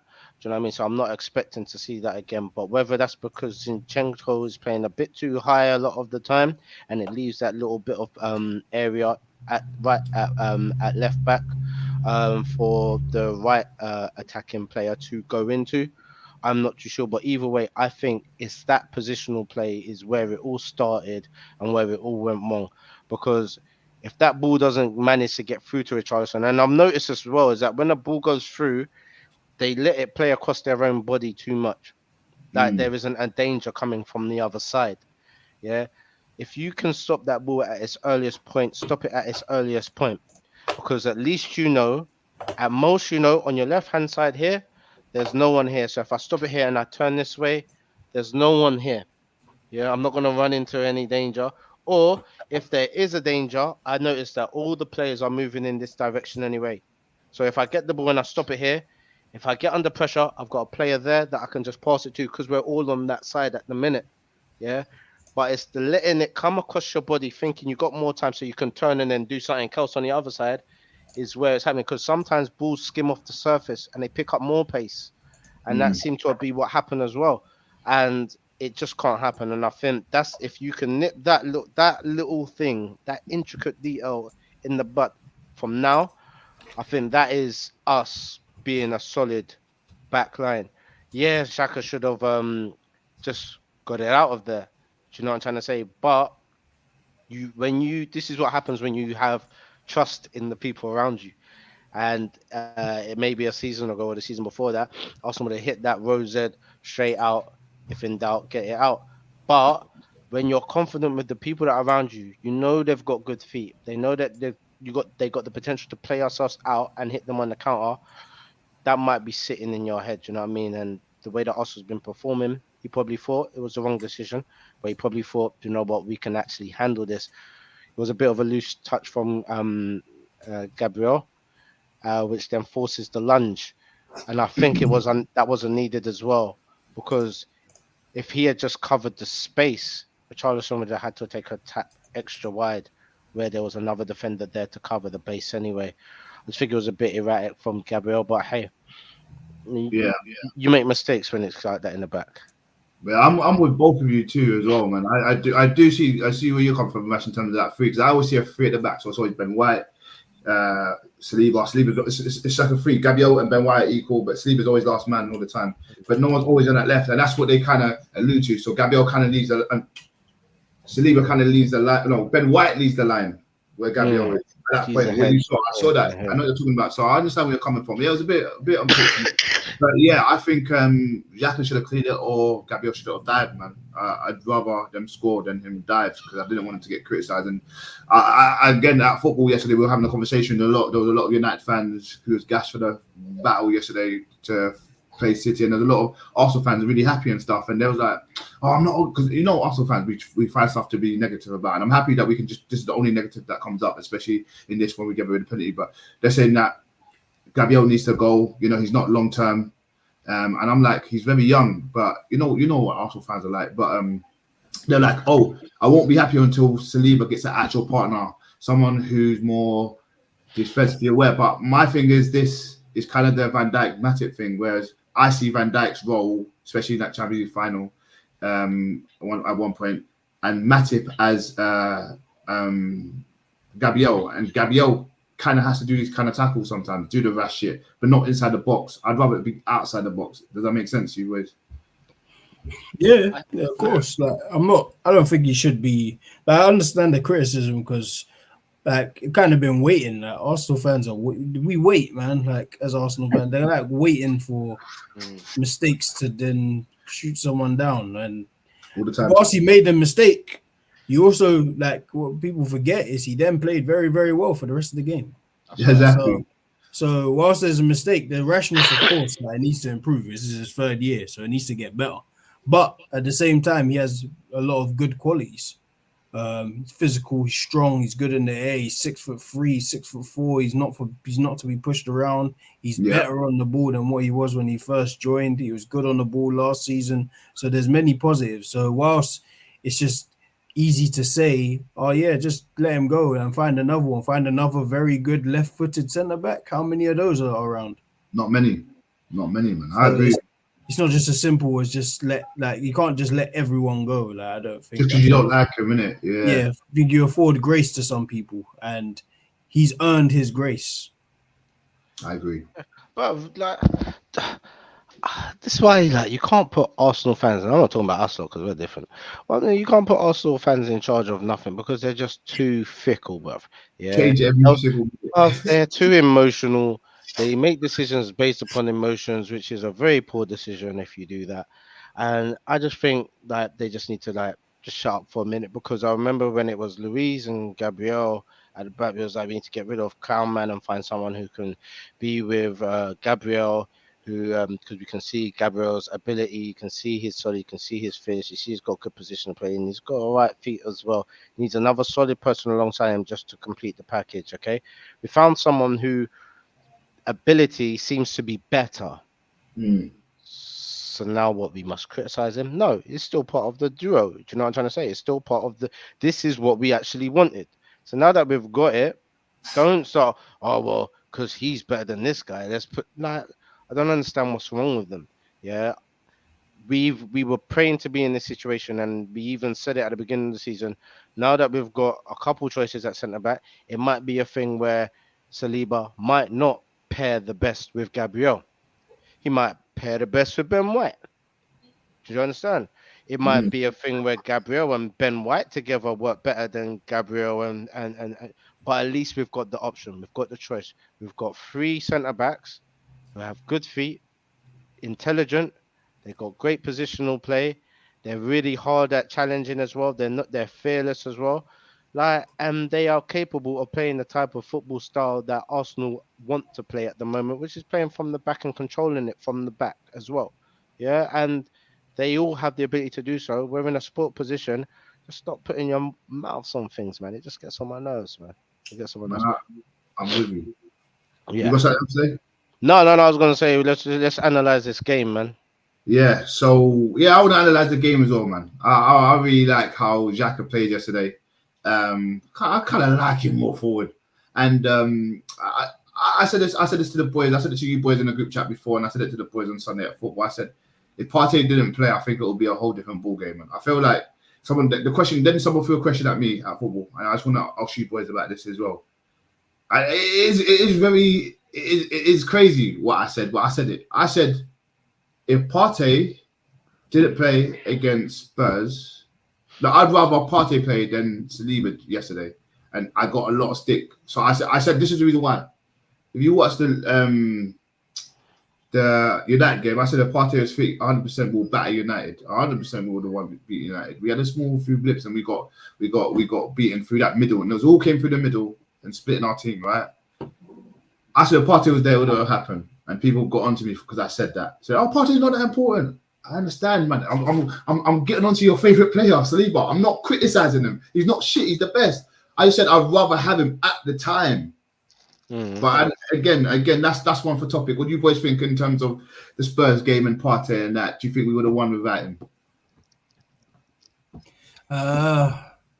Well, yeah, no. You need he's our best DM by a country mile. Like it's not even a comparison. He's one of the best DMs in the league. Of course, we got a fair shot if he plays. Like, of course, you need him. Like you can see how comfortable he is when he's on the ball. He can kind of transition defense into attack with one touch and one pass. Like he does that a lot. So, but yeah, I don't know if it needs to be a comparison thing of there's no need. Like there's none. It did. I thought I would run up the Arsenal fans there. It's just there's we're in a good spot. Like the teams, we're becoming a good team. Like we really are. We're becoming a good team. We're nearly there. You're always so cautious when you're saying this. By the way, I just want to let you know. Because a good team. You're cautious when you're saying it, and you're cautious when you're typing it in group chats too. Me, Yeah, I speak how I feel. Okay, I do what else feels about it. Like I say how I feel. So if I say we're becoming a good team, it's because good team is based off longevity. You can't be a good team in 8 games. It just doesn't work like that. Like we have a good team, but we're not a good team. That's how I feel. Like I can't change that. Like it's not. You don't be a good team in 25% of the season. It's never ever happened. Ever. Yeah. So you have to be. Yeah, like the season, like when I always say this, I judge players in 18 months. I judge seasons as it goes past New Year. Yeah, that's just how it goes. Like you can't, we're as good as we look. Like I see, all these things about Arsenal could challenge for the title. No, Arsenal title charge. No. I know that the other teams aren't playing as well. Please remember, it's 8 games in. Please, it's only 8. I don't I've been a football fan too long to lose my mind over small instances. 8 games is great. It's a great indication. It's not a finality. That's not how it works. I've been watching football. 30 left. Yeah, I've been watching football since I was 4. I can't make my decisions like that. I just can't. There was a stat that just come out. They said that any team that hits 21 points by 8 games have always made top 4. Not won it, but I've always made top 4. That is a stat that's been in the Premier League. Yeah, but I'm sure we've got certain records as well that show that Arsenal have probably thrown away their position in certain parts of the league more than anyone else as well. We've even got Arsenal the Leicester season. That's one season I was certain we were going to win it, and that changed my opinion on football forever because we beat Leicester 2-1. And we scored that Welbeck goal. We're like, we're going to win the title. We got our ass kicked for the rest of the season and we finished second. It's nearly finished third. So, that's exactly why, you can't lose your mind because we look good. Don't get me wrong. I'll say it again, we're becoming a good team. We are. we have competition in the right places. Right back, Ben White looks really good. He might even get dropped one game, and then we got Tomiyasu back in. It's all great. Zinchenko, Tierney. No, thank you. No, thank you. I don't mind. I'll speak for me. I don't mind. Like, there's no owner of the position to me. Like Saliba is maybe the only constant in that defense. Like Gabriel could be rotated. Ben White could be rotated at right back. Zinchenko can be rotated at left back. And sorry, Ramsdale is a constant too. But that back line, like, it can be rotated because everyone seems to understand their role. And Partey is like who, I don't know who said it, but like he's was it told John before he went? Like, he's the owner of that DM position. Like, when we attack, you can see we attack like a 2-3-5. Partey is comfortable sitting alone. He's comfortable. He doesn't mind. Like, there's no player 10, 15 yards of him. He's comfy. He doesn't mind. And then you got the Odegaards, you got Fabio Vieira as a replacement. And you got Xhaka, who is kind of like a weapon because the way we set up, like, people are heavily focused on Saka. Like, you saw it first half. Saka was double teamed most of the first half, and then triple teamed in the second. Triple team, but then still won all these battles as well. Yeah, exactly. And then you got Ben White bombing, but when Ben White started bombing second half and going beyond him, you saw the reward. So like, whilst Saka and like you said, like Odegaard he played well. Don't get me wrong, but you can tell teams are onto Odegaard because they think if you stop Odegaard, you stop Arsenal. But then you've got someone like Xhaka, who no one planned for him to be like effective as like a left forward, because that's kind of where he plays now. Like, when he's kind of like a weird, dangerous attacker. He pops up in these weird positions and no one knows what to do because we laughed at him for so long. And Xhaka, but he's always just a headless idiot. Like, he's gonna get a red card. That now when he has the ball, people forget he's got a good left foot. So like, that goal was a good goal. He had a few other chances and he was just causing problems. Those deep runs you don't expect from Xhaka. Like, if you're talking about those deep midfield runs, you're talking about a Mason Mount. You ain't talking about Granit Xhaka. Nah, never. But in these first 8 games, he's doing this thing. Like, he really is. He's one of our best players. Some say that he's probably been our Arsenal's best player. I think from so far. I think that's in the race with. You could put Saliba there as well. You could put White there. I mean, but Xhaka I think Xhaka he's just impressed everyone because nobody expected this shit, bro. Not one person thought Xhaka's going to be the guy. But not only has he impressed, but he's been consistent as well. And I think that's what is the key thing. The consistency. It's beautiful to watch. Do you know what I'm trying to say? And finally, it's good to see it coming out of Xhaka because we know what he is to his national team. You know, we see the commanding roles that he plays there. Okay, we've seen him have a few bad games there, but in the tournaments, he's one of their key players. Yeah, one of the key players. And it's just about trying to transition that player into the Premier League player. And it's a different position, but he has taken it on board well. And I think in the Premier League, where the type of aggression that it carries in the league, he needs to be higher up where he's not putting us in so much danger. We need to be able to utilize him for what he is, which Jefferson is like a weapon. Do you know what I mean? He's got a powerful left foot. He's got a footballing brain as well. Yeah, he's a captain. He is a captain. Do you know what I mean? And he's a captain by heart and nature as well. Even after we scored the first goal, he got the team in a huddle. Started giving them a quick lecture before we got the game started again. They always respect him as well. So someone they call him saying Xhaka's talking. Do you see that? Yeah. He's like one of the senior players. There's only 2 players that are 30 in the squad, or like in our starting squad anyway. Maybe there's more that are on the bench. I can't think. Maybe Oneni or someone. But like, Xhaka and Partey are the most senior players in that team. What are they? So, 28, 29?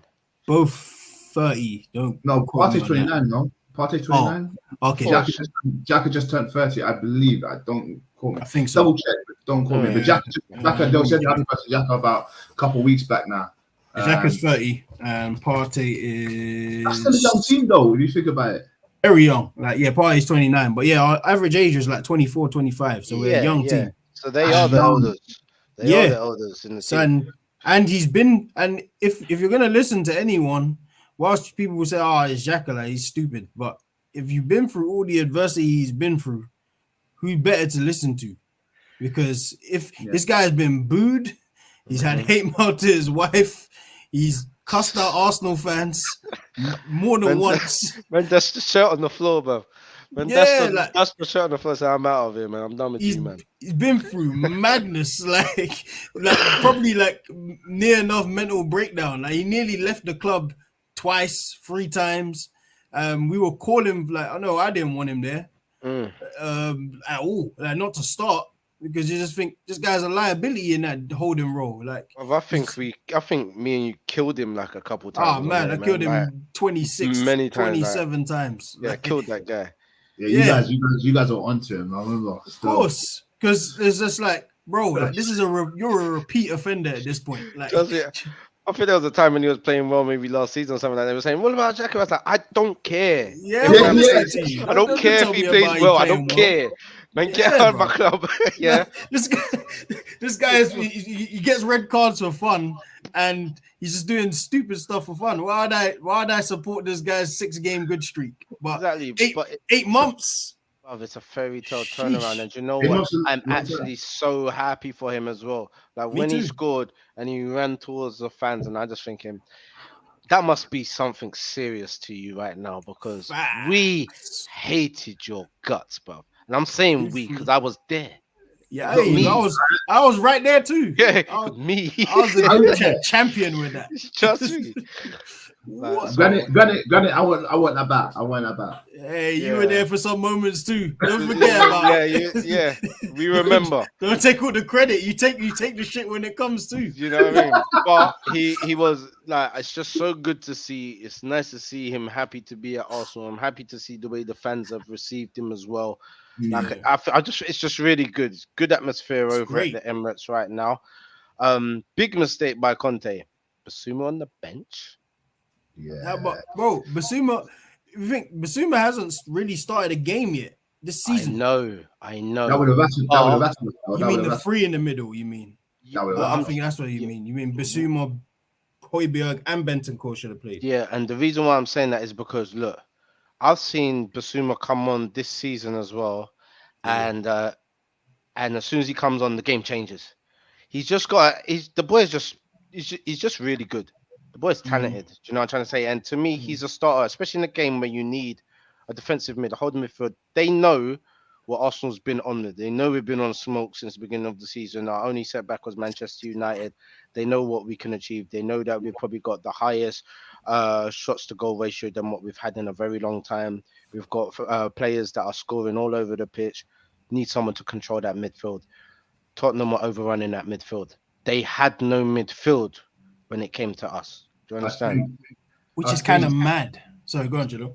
No, just to go off that Basuma part, I think the only reason, I don't know if you got caught the first 10 minutes and it got shattered down. Partey was getting booed due to the news stuff, whatever. We're not going to talk about it. But he was getting booed by Spurs fans. You can hear it. It was very echoey. After about 7-8 minutes, you heard it no more, because Arsenal fans, every time he'll get it, they'll shout, "Hey!" And you know how big the Emirates is. Now, Basuma come on, and Arsenal fans were booing him for whatever antics, whatever happened in the newspapers. I'm not going to say, but whatever happened. That's what Conte might be thinking about that and thinking, nah, it's not good for football. He won't play well.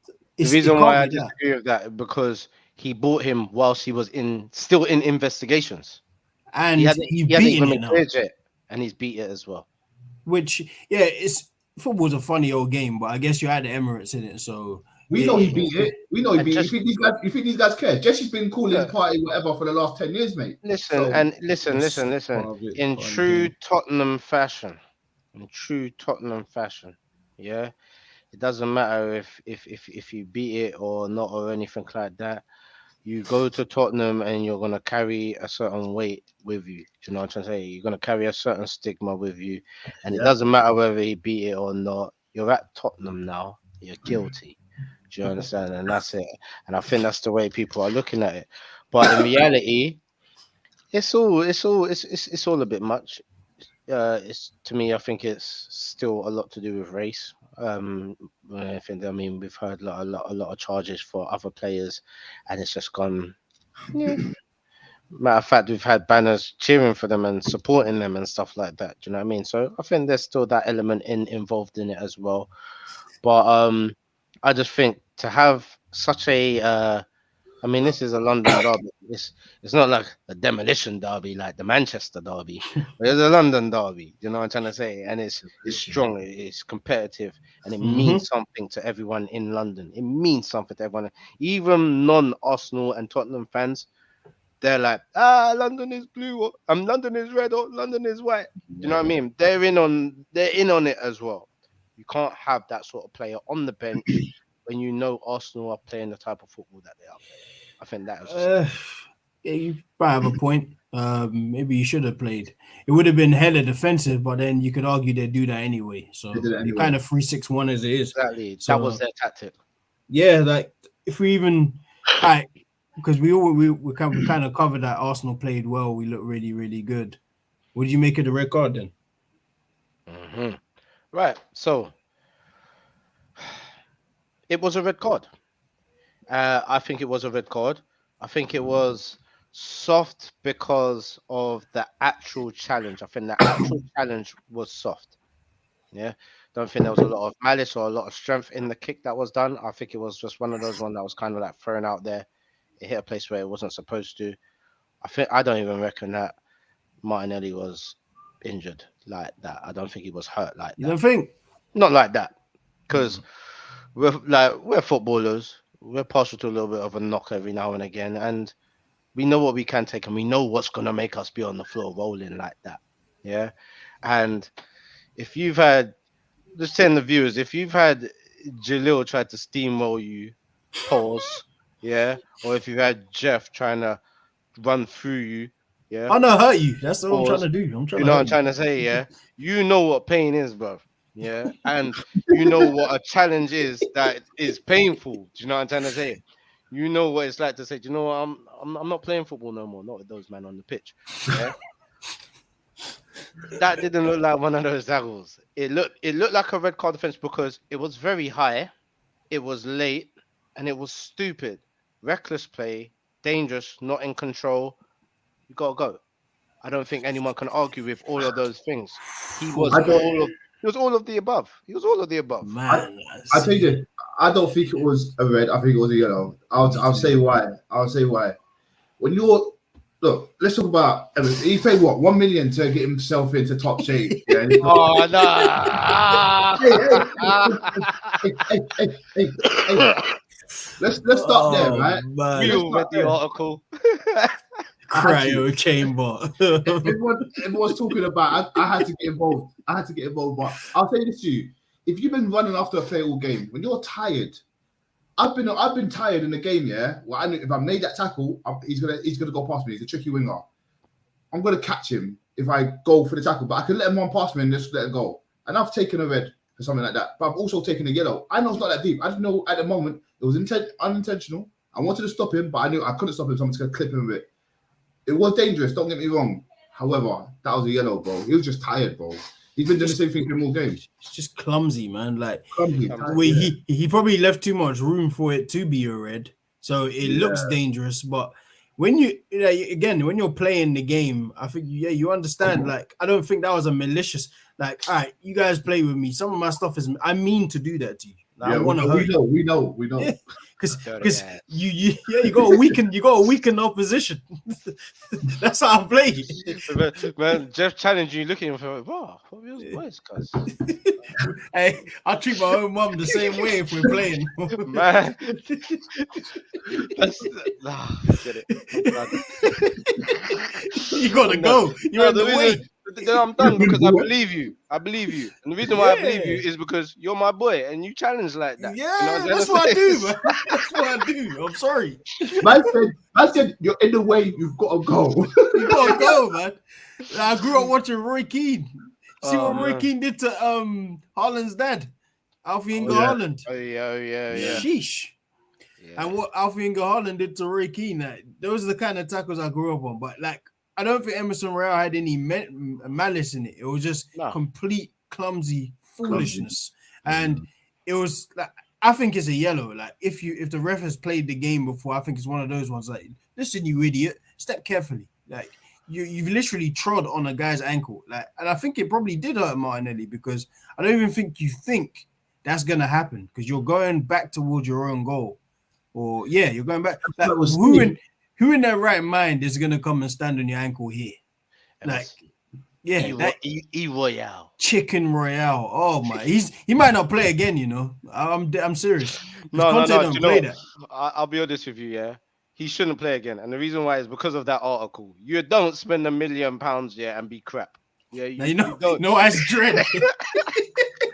No, as the, because like they say that what do you call it? LeBron James does that. That's his regular thing. I think he might spend $1 million a month to stay right.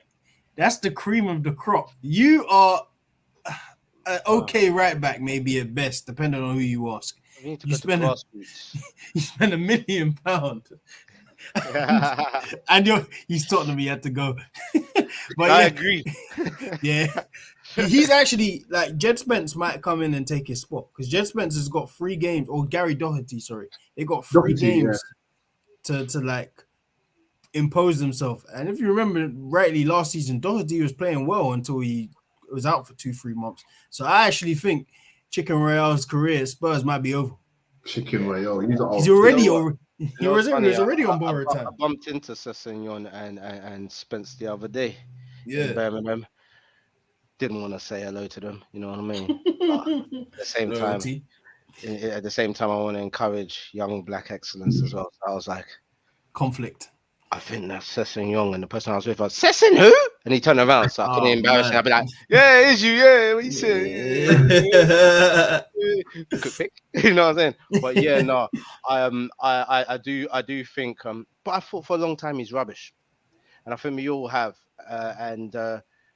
We've seen a certain level of confidence in him from Conte that no one understands, and he hasn't earned it based on his merit. But hopefully, this is the end we are going to see of this guy. Yeah, he's got to get out. I don't want to see this guy no more. I don't want to see him no more. I don't pay £100 a month for Sky to see this. Yeah. I want to see him again, especially when he plays against us on a return fixture. I want to see him again. So that's okay. That's okay. Yeah, if he wants to tune in and be Comedy Central, like I don't mind. But like I don't want to pay and see him every week. Like I give too much money to Sky Sports and BT Sports to see Chicken Royale on my screen. If I want a Chicken Royale, I'm gonna go KFC. I'm Burger King, sorry, not KFC. I'm not gonna say that, isn't it BK? I'm gonna go Burger King. Just on a mad night. Yeah, give me a Chicken Royale in KFC. Give me the manager. Might get nicked. You go in there and you ask for a Burger King burger in KFC. You might get Russian. Down. Don't do that in Kuwait and you're holding Russian. What did you say? Oh man, Chicken Royale. Goodness. Hey, but yeah, boys, let's do player ratings, man. Do you want to do Spurs as well? Because we can start on them if you want, or you could just do Arsenal. Because I feel. Go on, Jeff. Now, is there any point? I'm thinking. Can we just talk about Luis though? Because that was stupid, bro. Like he's definitely been drinking a few couple before this that. Is your segment, bro. Take your shots. Why is it gone underneath, bro? Why don't you just pick it up? Like you see a double man had his big glasses on. You know when you see a buff take across the road, but she ain't buff when you take them off. He's ugly. That's what he's saying about the ball, mate. Oh man. No. That's it. That's my. Oh, Hugo. Hugo. Yeah, because in that 11 we put Hugo Lloris over Ramsdale. Yeah. Oh yeah. We did that. You didn't do that. Yeah. But yeah. Maybe that's a mistake. No, it's definitely a mistake. It's 100. We're not going to be perfect. Like in all the players we put, we're never going to be perfect. You know, we usually. Yeah. Hugo, look at the Man United Arsenal combined 11, and we got slapped. So yeah. It happens. I mean, I hate saying this. We lost 3-1, but we still played well. You know, played really well. Yeah, we did. That's why I thought we would have won. If I keep saying it, hindsight's a lovely thing, but if Partey was playing in that midfield, it would have been a different ball game. They would not touch us. Sure would have been a chance, a big chance. But I just really loved the way that we nullified their play. I mean, and what they're known for as well. They're big players. I mean, look at the subs that was made. Son came off. They took Son off. They took Richarlison. It was Richarlison and Son that come off. Was it? Yeah, by that point they knew they'd lost, because there was 4 subs at once, and he took off goes up shop goals. Yeah, it's now you don't want to stop embarrassment at this point. Yeah. Embarrassment, and that was the main reason why they made all those subs. They weren't doing anything really. Let's be real. There was no threat. There was maybe 4 chances during the whole game that was like, it could be a goal, and that was including the penalties. So I think Son was a threat run-wise first half. Like, he was making dangerous runs and just not being found. A lot first maybe 40 minutes or so. I was thinking, because Son, if he gets one, he'll probably put it away. That's just how it goes. So I think second half we did well against him. Kane, we kept quite quiet, even though he scored the penalty. He wasn't seeing Gabriel or seeing Saliba. They were both on him.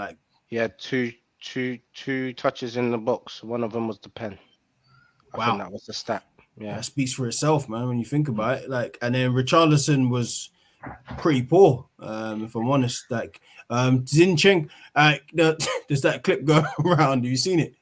Which one? It's like a 7-second clip, and they're looking at Richarlison. So I knew he was a fraud because it was one-on-one with Zinchenko. It's who doesn't take on Zinchenko? He just passed it back, bruv. And this is the thing. In regards to Richarlison going to Spurs, I'm just glad it was them, because you know what, bruv, you know how I feel about Richarlison. Yeah, you don't. I can't stand the bear. Do you know what I'm trying to say? Now he's got a point. You've been for the last 15 minutes talking about Spurs. I can't. Man. We hear you, Mr. Coke. We hear you. Yeah, we hear you, bro. He wants to hear player ratings for Arsenal, so let's give it to him. Let's give the boys, and then we'll shut up shop. Well done to the Hammers as well. Yeah. Oh yeah, got a win. Yeah. Good I know Mr. Coke's a hammer, so well done. Yeah, they got Bruno Lage sacked.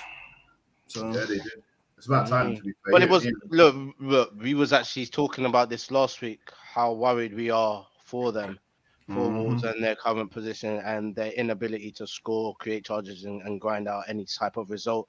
And it's not going to be long before the board see that as well and say, we can't have that. We're rock bottom. Other than Leicester, we're rock bottom. Do you know what I mean? So, yeah, I think that is something that had to be done. You can't always be an almost team for so long. I think it's 17 games or something like that he's had with the club, and he ain't won. How long has it been since he ain't won or something like that?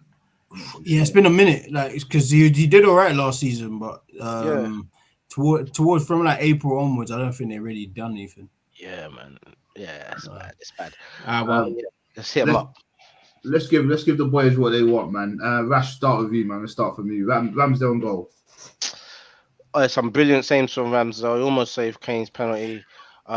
Controlled his box. Didn't really have much to do. I would have liked to rank him higher than what I'm about to.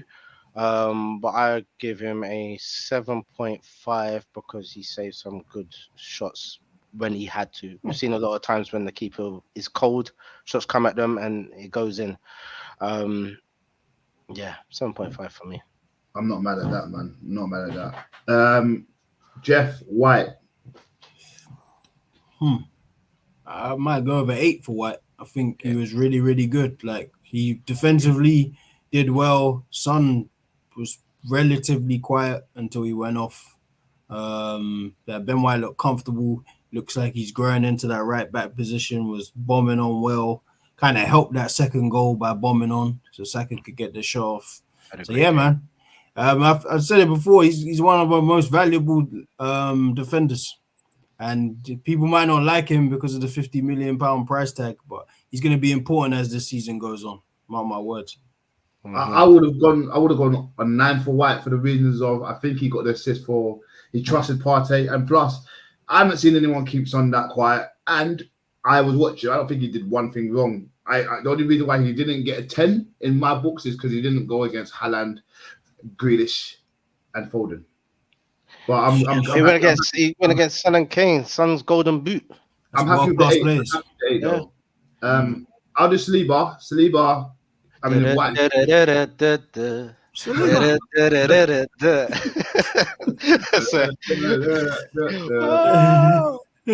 Hey man, I love this kid, but yeah, for me, him and White were on par in terms of ratings, man. And I'll tell you what, I'm about to give him an extra rating for that nutmeg on Skip.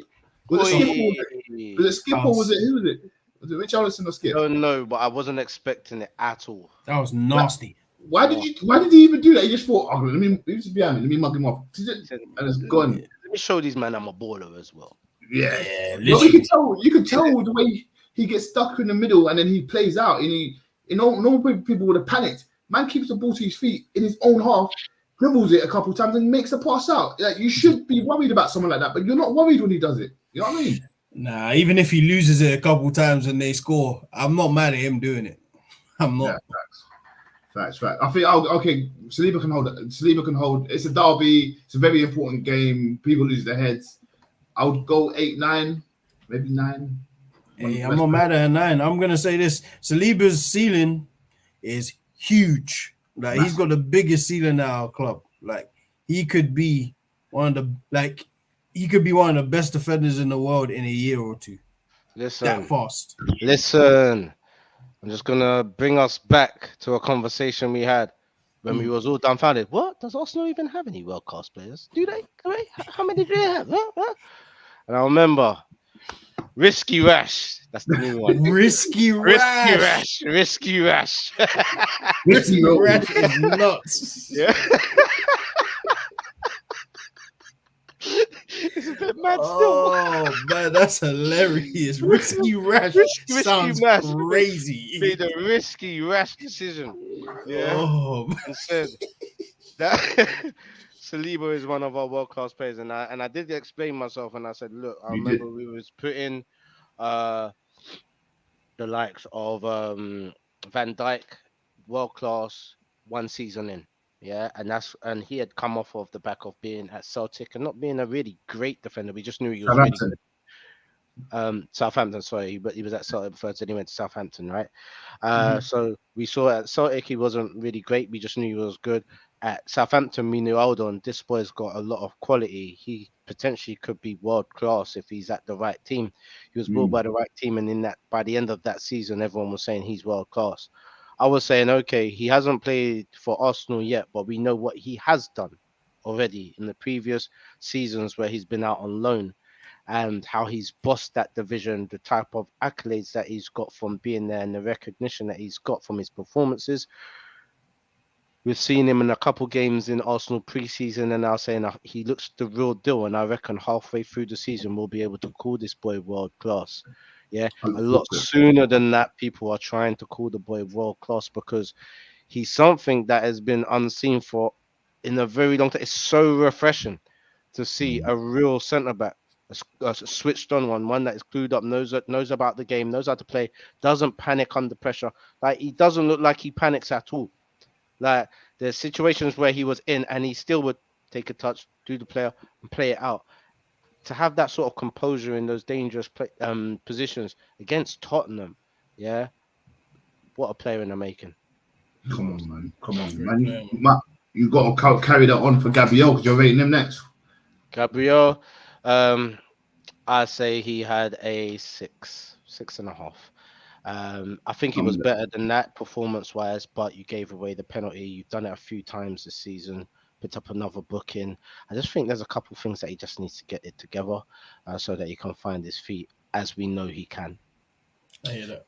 The good thing is he's still young, so that's the positive thing. You know, you can always adapt, and I trust he can grow with the team. So I'm not mad at your ratings there. Jeff Zinchenko. I'm gonna give Zinchenko a 7. For someone who people have concerns over defensively, he was comfortable.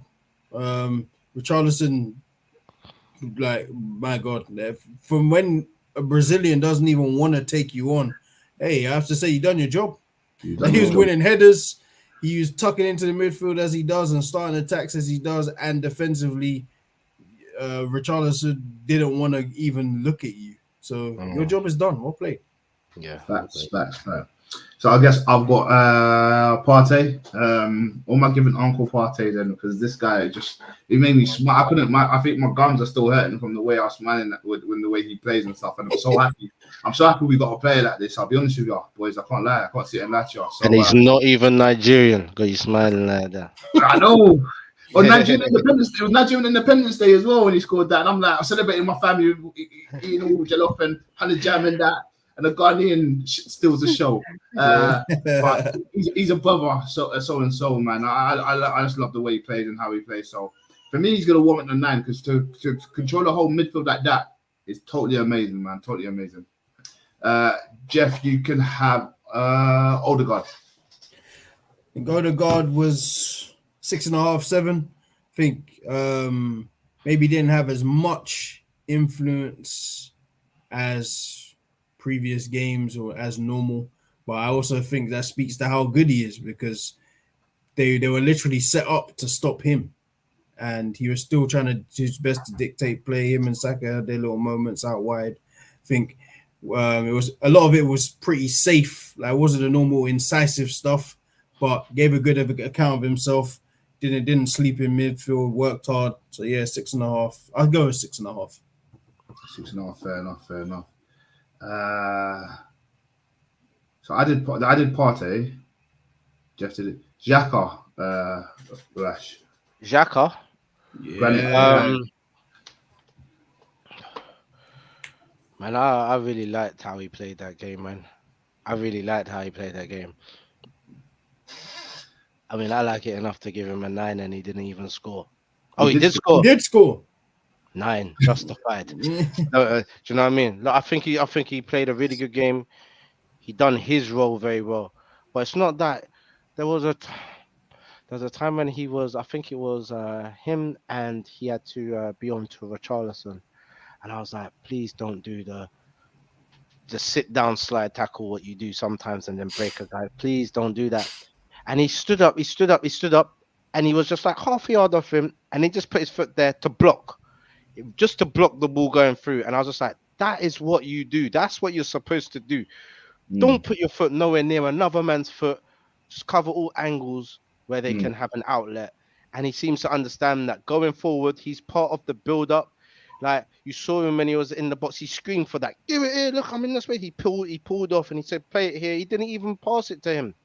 Yeah? Nah, he took it. He took it because my moment across here, he slightly lost it. That's me. Bottom corner.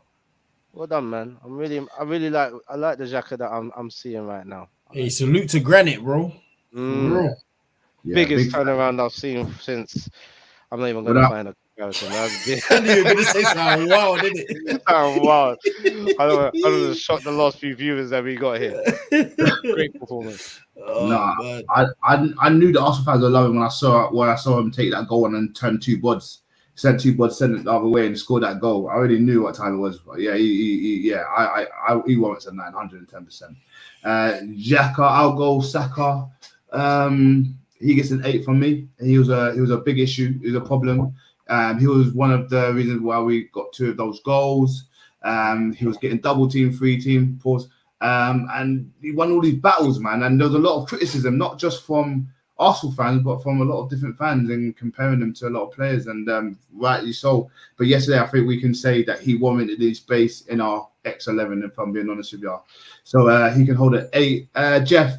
Wait. I just want to say on that, it's good to see Saka again. Like, welcome back, boy, because I was kind of worried, not about him and his ability, but just the slow kind of start, but it was a slow progressive start. Every game he was getting a bit better as well. It's just really good to see him put out performances like that as well. So yeah, come on, man, come on. Jeff, Gabriel Jesus. Oh man, I'm gonna probably go with an 8.5. For he was a threat all game. He gave Romero and they hated him. Dyer something to think about, man. Scored his goal as well. He probably even could have had 1 or 2. Like that dummy he sold to Emerson to Chicken Royale. Sorry, that's to address him correctly. To the chicken royale. He sold him the lettuce dropped out of chicken royale's burger with that one, man. He sent him. Oh man, but yeah, that's what we've been looking for in terms of a number 9. So when we say, oh, Jesus wasn't good at City, like would he be good at Arsenal? Sometimes you can be overshadowed by a lot of good players in a good team, and especially if you got Aguero, KDB, Foden, all these great players there, then you're there playing a bit part role. Sometimes you need to spread your wings so you can show your quality. And that's exactly what's happening. Like you can see, he's the focal point of the attack. Like he's very, very important.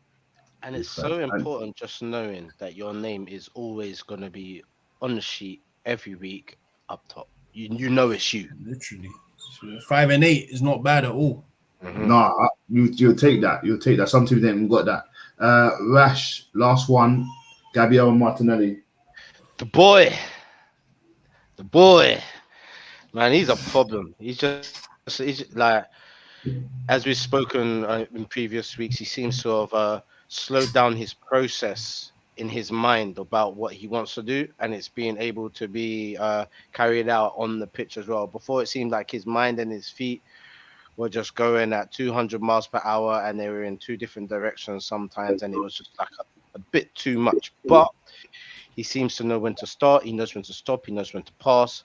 He knows how to get himself into dangerous positions and how to set up play. And he also is very dangerous as well in the attack for the defenders and the goalkeeper too.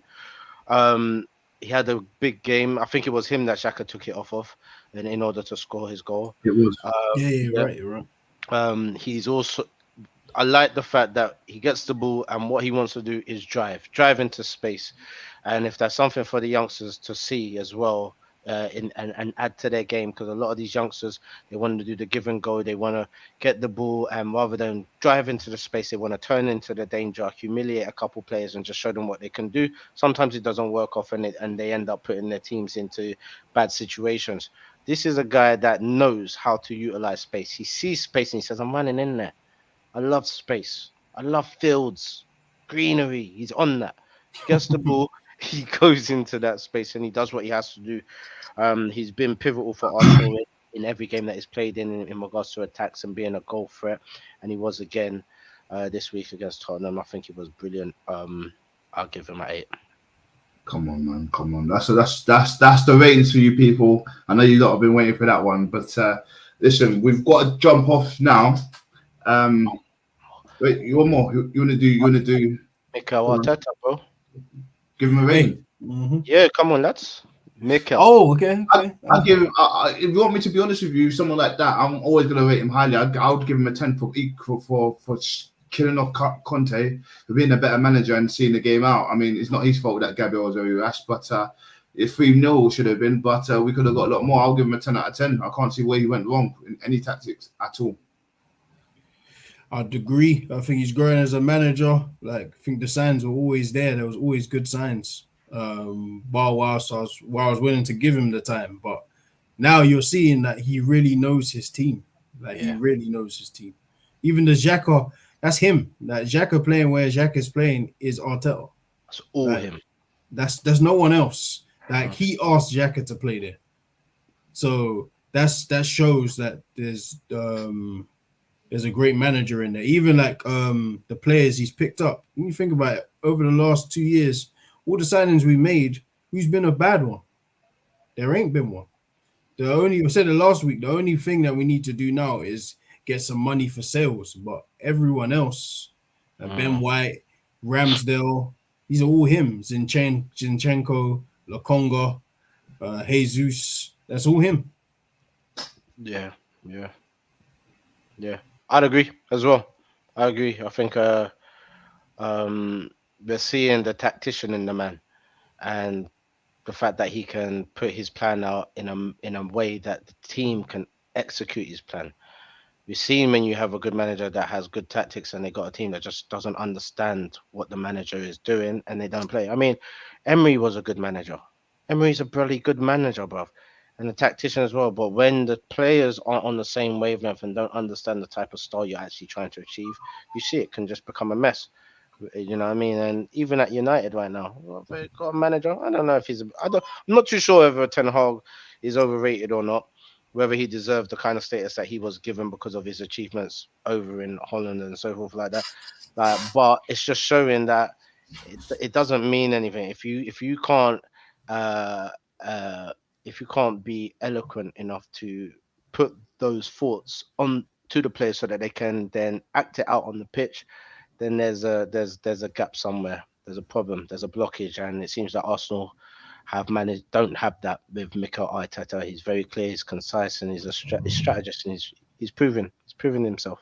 Yeah, it's coming up to 3 years, man. I think he joined December 19, 2019. So he's had this is. I said this thing last week. You weren't on last week. I said this is the first Arsenal manager in a while who has got a clean slate. This is his team pretty much now. Yeah, Wenger, to a degree, you could say it was a fault of his own and whatnot. There was some missteps, and then there was a lot of players who just they're kind of like what Man United are at the moment. You have people like Bellerin who you're happy to play, but do you really want to play? Yeah, one of them ones. So there's that, and then Emery, who really didn't get a fair shake, if we're honest.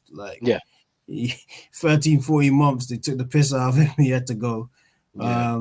But Arteta, now all of those people, even the Callum Chambers, all of the so-called bad business, just letting those people go to better your squad really worked out. Even the Aubameyang one, I was one of those where I like Aubameyang. I always liked Aubameyang, but I also understood that, listen, if you got standards that you want to keep, then hey, by all means, you have to stick by the manager. If you're consistently late and the manager feels it's a big deal and there's no leeway, you're probably not giving the performances you need to earn the leverage too. Yeah. Then, hey, man, exactly. That's how it goes. And that's very important as well. It's what's important to the manager. Yeah. Punctuality was important to the manager, and it's the fact that you was capo and you knew the level of importance it was to him, and you couldn't pull it out the bag for him. Do you know what I mean? So Arsenal have to